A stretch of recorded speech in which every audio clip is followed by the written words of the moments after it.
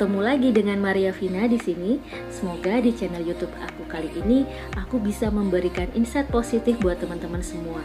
Terima kasih yang sudah support dan memberikan banyak kritik dan saran agar channel ini bisa juga menumbuhkan rasa positif baik untuk diri kita maupun orang-orang di sekitar kita, dan kita juga bisa menjadi saluran berkat buat orang-orang di sekitar kita. So, simak terus channel-channel aku dan support terus channel ini supaya bisa berguna dan berbagi kebaikan bagi orang-orang di sekitar kita. Nah, teman-teman, apa yang aku mau bawakan di sini adalah temanya berjudul mengolah hack emosi di dalam dunia pekerjaan kita, dan itu juga termasuk dalam lingkungan sekitar kita. Sebanyakan orang sudah, wah kamu tuh kayak pakar sih untuk di dunia ini. Bukan pakar, tetapi kita bagaimana kita mengontrol itu, apalagi kondisinya sekarang adalah kondisi yang banyak orang kaget. Kaget itu bisa jadi karena situasinya nggak selesai-selesai, kaget karena dunia sekarang dan pekerjaan usaha yang membuat kita jadi hack emosinya tuh naik terus gitu. Gimana kita selalu bisa tetap dalam kondisi yang stabil emosi kita, tetap tenang menghadapi itu semua dan tetap bersyukur. Nah, jadi teman-teman semua, bahwa hack emosi sebenarnya memiliki nilai yang positif. Dilihat dari kacamata positif, dilihat dari bagaimana kita menerapkan hack emosi dalam keadaan-keadaan dan sikap-sikap yang positif. Namun kalau hack emosinya mengarahnya pada sifat yang negatif, yang juga akan merusak diri kita, itu juga harus kita benahi.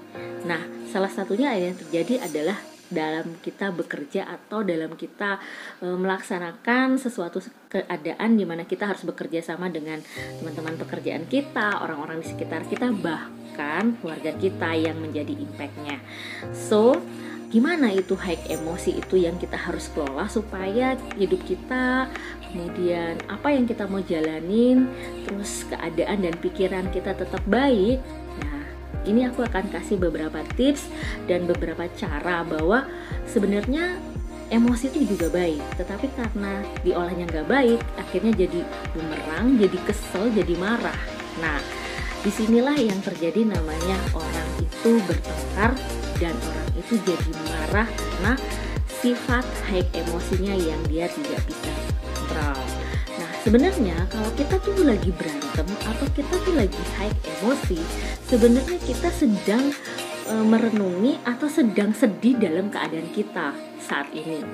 Jadi kadang-kadang orang yang jadi kalau orang-orang yang sedang dalam hack emosi dan sampai bertengkar, itu berarti karena dia tidak bisa mengontrol yang namanya emosinya dia atau hack emosinya dia yang harusnya ke arah yang hal yang baik, tetapi menjadi bumerang buat dia karena dia tidak bisa mengontrol. Nah, orang yang biasanya seperti itu tuh karena sebenarnya dia tuh lagi sedih. Dia tuh lagi merasa bahwa dirinya terpuruk. Dia sendiri merasa dirinya tidak berdaya. Akhirnya terlontar yang namanya hack emosi atau sikap marah, sikap mau bertengkar, sikap ketemu setiap orang itu nadanya selalu tinggi, setiap ketemu sama siapapun selalu dalam satu kondisi kok nggak turun-turun ya intensitas emosinya. Jadi selalu punya yang high emosi. Nah, sebenarnya setiap orang itu kita nggak bisa melihat bahwa kita harus toleransi atau kita orang itu memang begitu jadi ya wajarlah kita harus terima dia. Bukan begitu juga, tapi kita juga harus belajar bahwa saya ternyata punya impact hack emosi itu seperti ini. Berarti saya harus benahinya seperti apa supaya orang-orang di sekitar saya tuh tidak menjadi sedih, kecewa atau memberikan satu habit di mana itu akan mengakar juga kepada dirinya dan dia pun akan memberikan itu kepada orang lain. Nah, sebenarnya kita itu memberikan energi yang saling berkesinambungan ya. Jadi kalau kita memberikan impact yang positif, orang satu yang kita berikan akan memberikan hal yang positif lagi ke berikutnya dan sebagainya. Tapi kalau kita memberikan impact yang negatif atau hack emosi yang negatif kepada orang satu dan orang satu itu juga akan memberikan kepada orang lain, itu jadi seperti penyakit atau menular. Dan itu yang harus kita belajar bahwa ini jangan sampai menjadi satu habit yang tidak baik, tetapi harus juga diolah dari diri kita untuk kita bisa mengolah itu dan menjadi bahan buat kita dalam pekerjaan kita. Nah, kebanyakan kita tuh suka bawa emosi yang bisa jadi dalam dunia pekerjaan ya. Kadang-kadang kita bertengkar dengan satu departemen, satu divisi, atasan, bawahan. Kadang tim kita nggak bisa kerja, bikin kita emosi. Kamu kok begitu sih? Kamu selalu aja begitu. Nah, jangan selalu membuat satu pernyataan bahwa kamu kok begitu, kamu selalu begitu. Tidak ada semua orang yang mau karakternya dinilai jelek. Karena yang di atas atau yang Tuhan yang memberi kita kehidupan selalu mempunyai misi buat hidup kita, bahwa kita itu punya karakter-karakter yang unik dalam misi setiap hidup kita. Jadi kalau kita misalkan kalau kita katakan karakternya tidak baik, ya kita jangan mengubahnya dia karena karakternya, tetapi kita harus bagaimana mindset dan pola pikirnya. Jadi teman-teman, kenapa kita harus juga nada cara kita membuat high emosi juga kita harus kontrol supaya tetap stabil gitu ya. Boleh sih, tapi kadang-kadang nada itu juga mempengaruhi tinggi rendahnya intonasi. Jadi kita pun harus sadar bahwa kalau kita seperti ini ternyata energi yang kita tularkan bisa menular kepada yang lain. Kalau kita jadi high emosi yang baik, kita juga menularkan yang baik. Jadi itu akan mempengaruhi culture di departemen atau divisi kita bekerja. Nah, kita nggak bisa pungkirin sih kalau banyak orang di sekitar kita. Tapi kalau kita bisa bawa perubahan high emosi yang baik, itu akan menjadi habit yang baik buat orang-orang di sekitar kita, akan merasakan satu energi yang baik juga. Nah, otomatis gimana nih caranya? Pertama, kita harus sadar kalau setiap orang itu berbeda.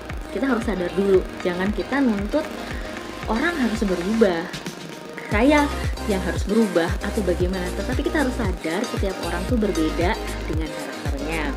Yang kedua adalah kamu harus tahu juga bahwa kita itu punya hal-hal kekurangan, ada juga kelebihan, dan kita harus sadar itu bahwa kekurangan dan kelebihan melengkapi kehidupan kita. Jadi kita saling melengkapi satu sama lain. Sebenarnya kenapa sih tujuannya kita belajar bahwa mengolah high emosi itu dalam dunia bekerja?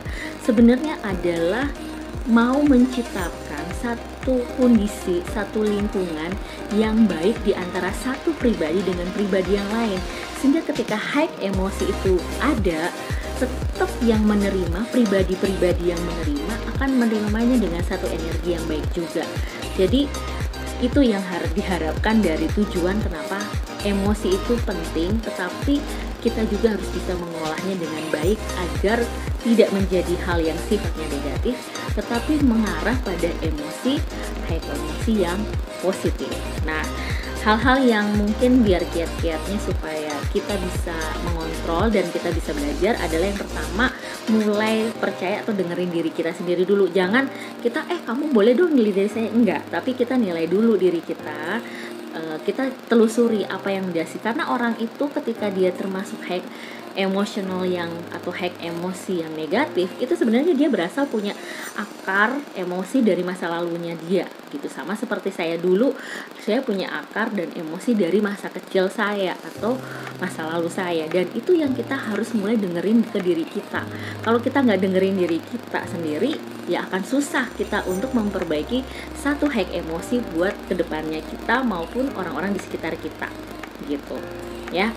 Jadi itu ya teman-teman yang mesti saya kasih tahu kepada yang kedua, teman-teman mulai mulai ngungkapin gitu loh, bahwa sebenarnya kita kalau mau punya high emosi itu kita juga harus bahasanya, kata-katanya juga yang lebih baik, yang tenang, sehingga orang yang menerimanya itu tidak punya persepsi-persepsi yang berbeda ketika kita menularkan high emosi dalam dunia kerja atau orang-orang di sekitar kita. Yang ketiga adalah belajar untuk mendengarkan orang lain, karena kebanyakan orang itu suka lebih banyak bicara dibanding lebih banyak mendengar.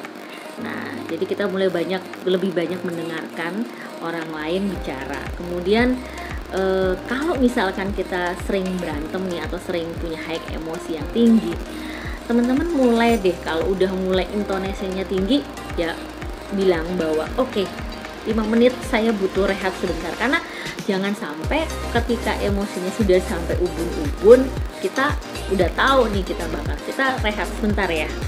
Oke, kita berhenti dan 5 menit kita minta ketenangan dan sebagainya untuk berpikir jernih apa yang bakal saya bicarakan atau saya akan buat informasi apa terhadap lawan jenis ataupun terhadap orang-orang di sekitar saya yang mungkin mereka memberikan informasi atau juga beradu pendapat dengan kita. Nah, itu kita mulai dengerin.